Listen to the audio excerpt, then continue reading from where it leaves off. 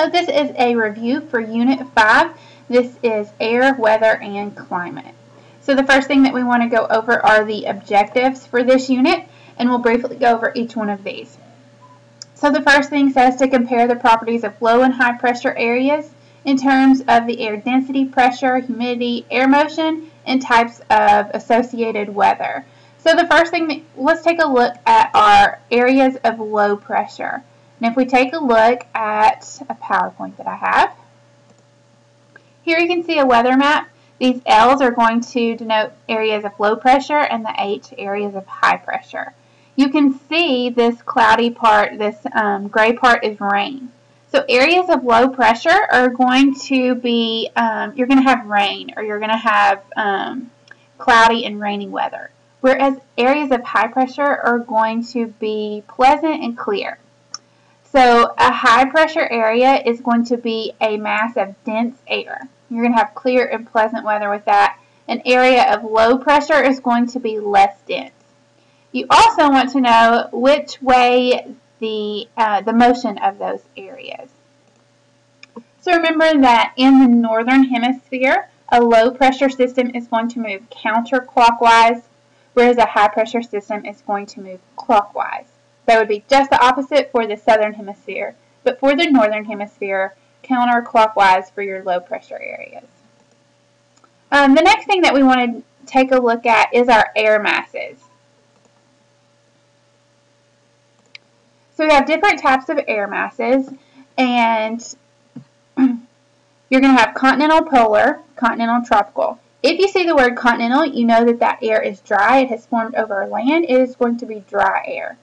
If you see maritime, that air has formed over an ocean. It is going to be wet or humid air. Polar obviously means cold, and tropical, warm. So those are kind of the main things you need to know there. So maritime, tropical is going to be wet, humid, warm air. Okay. When our air masses collide, then we have a weather front. And so we want to go over, that's what a front is where two or more air masses collide. So depending on what types of air masses are colliding, you're going to have different types of weather. So let's go over each of our four main weather fronts. The first one that we're going to go over is our warm front. The one that is advancing over the other is what we name the front. So here, this is our symbol for a warm front. You're going to see that line with half semicircles. It is pointing in the direction that it is moving. So it is going to be moving over that cold air, and so that's why we call it a warm front, because the warm air is advancing over the colder air mass. When this happens, you're going to see a gentle rise in this warm air. It is going to gently rise above the cold air. It will condense, it will cool off and condense and form some moderate precipitation. That is our warm front. The main difference between our warm front and our cold front is how quickly they happen. So here is our cold front. You can see this symbol is those triangles. It's moving in this direction.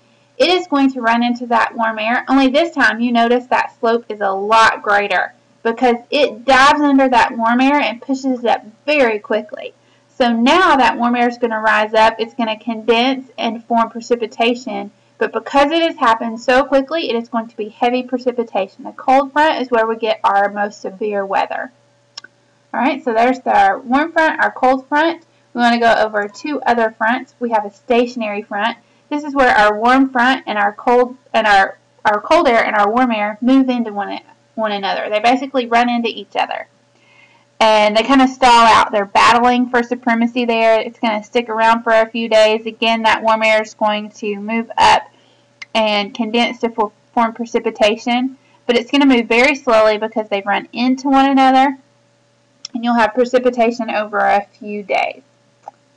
Alright, and our last one that we want to go over is our occluded front. What we have here is, and you can see what's happening, we have our cold front symbol and our warm front symbol. The cold air, we have warm air in between and cold air on the other side. So these two cold air masses are going to meet up. This cold air mass is kind of running into the warm air mass in the same direction, and they're going to zip up and move together. So what is happening is those zip together, and that warm air is going to get trapped in between our two colder air masses. So that's kind of the key there, is that warm air getting trapped in between your two cold air masses. And again, you're going to have precipitation for a few days as this occurs. So that is a brief overview of our 4 fronts and what happens as those air masses collide at those different fronts. All right, some other things that you want to know is the climate zones. You want to make sure you know polar at the poles, tropical at the equator, and temperate is in between those 2 areas. Temperate climate zones, you're going to have distinct seasons, whereas tropical will be warm year-round, polar will be cold year-round. So take a look at your climate zones. Know how your landforms and ocean currents can greatly affect your climates.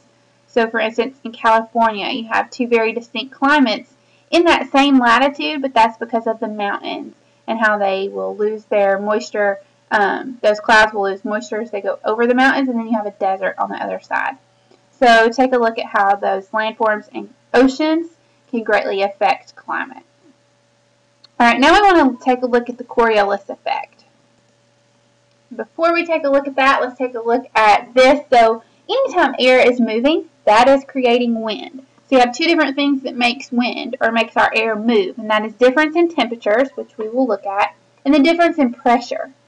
So make sure you know that, and this is a little saying, winds blow from high to low. So winds are going to move from a high pressure area to a low pressure area. And so here's kind of a picture of that. Our high pressure area, the winds are going to move in this direction towards our low pressure. Very much like if you were in a very crowded room, you would move to where it's less crowded. That's what our air is doing. Okay, so the Coriolis effect, like I said, we have 2 different things creating our air moving, and that is the difference in pressure and then the difference in temperature. So because of the uneven heating of the Earth, we have 6 different convection cells on the globe. This is what they would look like if the Earth did not move. So the thing that is creating these convection cells is the difference in temperatures on Earth, and this is what the convection cells look like. But the Earth does rotate, and so that deflects the winds either to the east or the west.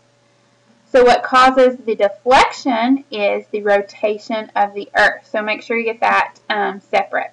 What causes the convection cells is difference in temperatures, and then what deflects them either to the left or right, that is the Coriolis effect. And here is kind of a look at that. This is our Coriolis effect, which way those winds are moving as a result of the rotation of the Earth. Alright, so if we go back to our page here, we've talked about the Coriolis effect. We've talked about how lakes and mountains can affect our climate. We talked about our different air masses interacting at those fronts. We talked about those fronts. Explain the main energy transfers in the Earth system. So let's take a look at conduction, convection, and radiation. Those are the 3 ways that heat is transferred. Conduction would be through something touching.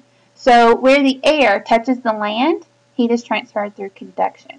Convection would be like our wind, the warm air rising up, cooling off, and sinking again. That is a convection cell, and we looked at that on that Coriolis effect due to those temperature differences. Those were convection cells.